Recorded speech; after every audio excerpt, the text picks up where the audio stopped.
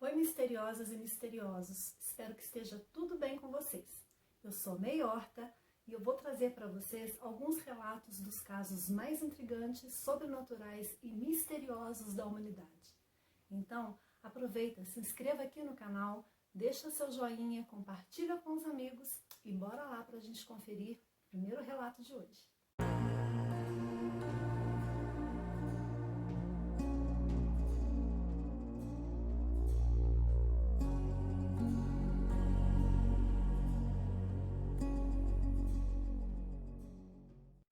O primeiro relato de hoje é sobre a casa que sangra. Ela está localizada em Saint-Quentin, na França, uma cidade de mais ou menos 60 mil habitantes. Todas as pessoas que moravam nessa casa, elas relatavam incidentes de barulhos, gritos, gemidos e vinha sempre lá da parte de baixo da casa. A última família que residiu nessa casa, ela relatava coisas assim, fenômenos estranhíssimos que aconteciam ali, né? Então, muitos perturbadores demais. E entre eles, sangue. Sangue humano, porque foi pesquisado, foi investigado depois e houve-se a comprovação que o sangue não era de animal. Um dia, a dona da casa encontrou um líquido vermelho na parede da cozinha. Ela ficou muito assustada e foi avisar o marido, que não deu muita importância, achou que era uma tinta, né, que foi uma pintura mal feita, mal coberta e que aquele líquido vermelho fosse isso. Só que com o passar dos dias, a coisa foi piorando.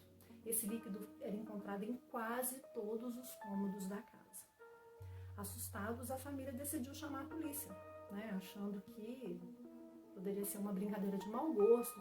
Chegou até a cogitar se poderia ser restos mortais de alguém por trás da parede e esse sangue tivesse essa origem. Os peritos chegaram na casa, recolheram amostras desse líquido vermelho, né? E depois de um tempo, como eu falei no começo do relato, descobriu-se que era sangue humano e minando da parede. Imagina você em casa, tá, né, leve, linda, solta e saindo sangue da parede da cozinha, do banheiro, do quarto, na sala. Foi feita uma busca minuciosa, uma pesquisa para saber quem havia construído aquela casa, né? E eles conseguiram chegar à família, não sei se está certa a pronúncia, Pironnet, né? Por ser francês, acredito que seja isso. E disseram que nunca havia acontecido nada lá, que nunca tiveram nenhum relato de situação estranha, principalmente de sangue, né? Que nada de anormal havia acontecido enquanto eles moraram nessa casa. Depois de algum tempo, esses fatos, né, que aconteceram na casa caiu na boca do povo e acabou chegando ao talk show francês, né, um programa intitulado Mistérios Não Resolvidos. E claro, né, foi um prato cheio para a mídia, foram todos lá para a porta, a família não tinha mais sossego, não tinha mais privacidade e nada, né, se especulou, se explorou bastante, mas não conseguiam descobrir o que era. Os Pironnet, depois de um certo tempo, eles apareceram novamente, né, e revelaram para a família, para as pessoas, que eles tinham vivenciado algumas coisas estranhas na casa, sim. Inclusive, eles relataram um fato curioso, que certa vez eles esparramaram talco por toda a casa e farinha de trigo também, né, farinha, e fecharam a casa e ficaram uma semana fora. Quando eles retornaram, a situação era caótica, porque eles estavam achando que alguém estava entrando na casa para fazer aquilo, né? Qual não foi a surpresa quando eles retornaram uma semana depois? Não havia sinal nenhum de pegada, né? Onde eles colocaram talco, farinha, estava do mesmo jeito, quer dizer, não tinha ninguém entrando na casa para fazer isso. Então, o que poderia ser? Os Pironnet decidiram, então, chamar um padre para exorcizar a casa, saíram da casa, alugaram um apartamento.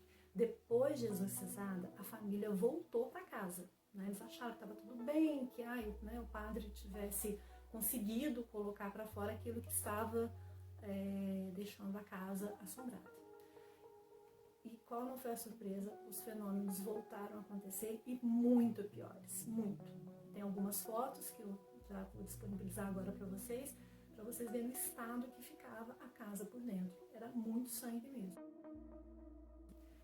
Cansado disso tudo, eles resolveram vender a casa, saíram de lá, né? E a família atual que estava, né, que acabou adquirindo a casa, eles começaram a vivenciar os mesmos problemas que a família anterior. As pessoas que moraram nessa casa também acabaram vendendo a casa, né, para outros proprietários que demoliram essa casa e resolveram construir uma outra casa ali em cima. Qual não foi a surpresa quando essa casa foi demolida? Os novos donos mandaram construir uma nova casa. Então, quando começaram as escavações, foram descobertos perto de 50 corpos enterrados debaixo dessa casa. Não se sabe se eram soldados franceses, se eram alemães. Era algo muito bizarro, porque era como se fosse uma fossa e aqueles corpos, né, já não eram mais corpos, eram restos, ossada, tinha farda, então sabia-se que eram soldados.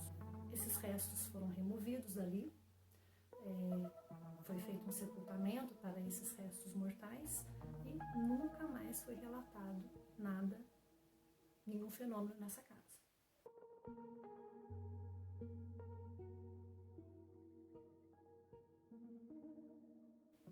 Vamos para mais um relato de casa que sangra. Essa próxima história que eu vou trazer para vocês, ela faz parte do livro dos Fenômenos Estranhos.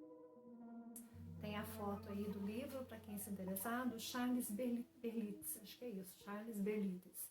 Esse relato que eu vou contar para vocês é um relato não solucionado, diferente do relato anterior, da casa que sangrava, que na França, que teve uma solução. Esse relato é um caso sem solução. Bora lá? Esse relato da casa que sangra aconteceu em Atlanta. A polícia de Atlanta, ela foi chamada para resolver esse caso, né? Totalmente estranho, porque toda a polícia no setor de homicídio está acostumado a lidar com casos de sangue que tenham corpos. Então, se tem caso de sangue, tem que ter vítima, tem que ter um corpo ou um animal. Nesse caso, não.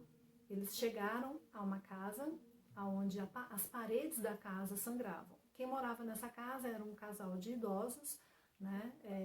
Senhor William Winston, de 75 anos, e a sua esposa, Minnie, de 77 anos. Minnie Winston, ela notou pela primeira vez sangue brotando do chão do banheiro. Parecia sabe aquele espersor de água que tem em jardim, que fica jogando água para todo lado? Uma coisa assim. Isso aconteceu em setembro de 1987. Essa casa era uma casa aparentemente nova, tinha 22 anos apenas de construção.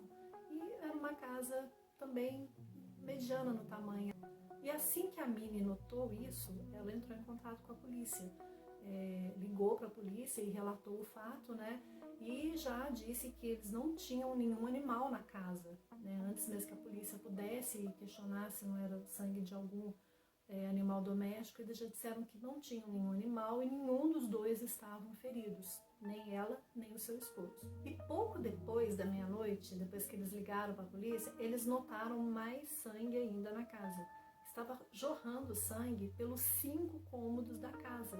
Estava saindo sangue do assoalho, aí saía sangue do quarto, do banheiro, da cozinha. O Sr. Winston relatou para a polícia que eles foram deitar por volta de 9h30 da noite, e então ele trancou toda a casa, ligou o sistema de alarme, né, de segurança. Então, se alguém entrasse na casa, ele saberia porque o alarme iria disparar. Então foi enviado para casa um investigador chamado Steve Cartwright, acho que é isso mesmo. E ele era do setor de homicídios, né? Então ele chegou na casa e o que ele pôde relatar foi que realmente havia uma grande quantidade de sangue na casa. Diante deste fato, ele investigou, procurou ver se havia, né, algum animal machucado e pôde constatar que não tinha. Ninguém, os moradores da casa não estavam machucados. Também não havia animais na casa que justificasse aquela quantidade de sangue, da onde estava vindo. Não achou o cadáver, coletaram o material, foi levado para o laboratório, foi feito análise e realmente foi confirmado, o sangue é sangue humano, né? E o curioso é que o tipo do sangue é o tipo O. E o casal da casa é tipo A. Bom, a polícia de Atlanta, ela encerrou o caso, arquivou, porque não tinha como explicar de onde vinha esse sangue, né? E esse caso permanece até hoje como um caso não resolvido. Faz parte dessa coletânea do livro que está aparecendo aí no vídeo para vocês. E o que vocês acham? Da onde será que vem todo esse sangue? Será que essa casa de Atlanta tem a mesma história da casa de Saint-Quentin, na França? Não sei, o que você acha? Coloca para mim nos comentários o que você pensa a respeito, tá bom? O próximo relato que eu vou contar para vocês é Voltei para buscar meu cachorro. Joey Benson, de Wendover, Utah, ele era um líder espiritual dos índios Goshut. Ele tinha por companheiro o seu pastor alemão inseparável, o fiel Sky. À medida que o Benson ia envelhecendo, Sky era o seu fiel escudeiro e os seus olhos. Então, ele guiava o Sr. Benson para onde ele ia. A saúde do Sr. Benson ia ficando cada vez mais debilitada, até que, em fins de 1962, ele caiu de cama. Ele então chamou a sua esposa, a senhora Mabel, e disse para ela que estava prestes a morrer. Imediatamente, a senhora Mabel avisou os parentes, reuniu os filhos, e em pouco tempo estavam todos ali, ao redor da cama do líder espiritual, do Sr. Benson. Mas como aquelas pessoas já não seguiam mais as tradições indígenas, eles resolveram e decidiram levar o Sr. Benson a um hospital mais próximo da cidade, onde eles residiam, em Nevada. Eles ignoraram os protestos do Sr. Benson e os latidos do fiel cão Sky, né? Então o Sr. Benson não queria de jeito nenhum que ir para um hospital, ele queria que seguisse todos os costumes indígena do qual ele era um líder espiritual. Bom, foram para o hospital, chegando lá, o Sr. Benson foi examinado, mas ele acabou ficando pouquíssimo tempo por lá. Pausa para tirar o gato. Volta a gravar de novo. Os médicos chegaram, disseram aos familiares que nada mais poderia ser feito e liberaram para que o Sr. Benson retornasse para casa e pudesse morrer em casa. E assim aconteceu. O Sr. Benson, chegando em casa, foi questão de pouquíssimos dias, ele veio a óbito. Poucos dias após o funeral, alguns parentes, né, alguns dos filhos também vieram pedir para a viúva para cuidar do cachorro, para ficar com o Sky. E ela, coitada, ficou muito penalizada, viu que o Sky estava sofrendo muito e decidiu que não, que ela iria cuidar do Sky. 10 dias após o funeral, a senhora Benson percebeu pela janela da sua cozinha que alguém se aproximava. Ela mais do que depressa acendeu o fogão, né, e já começou a preparar um café fresco. Afinal de contas, podia ser alguém da família que estava vindo ainda pela questão do luto. Quando ela olhou na porta, ela reconheceu a pessoa que estava na porta. Era o seu falecido marido.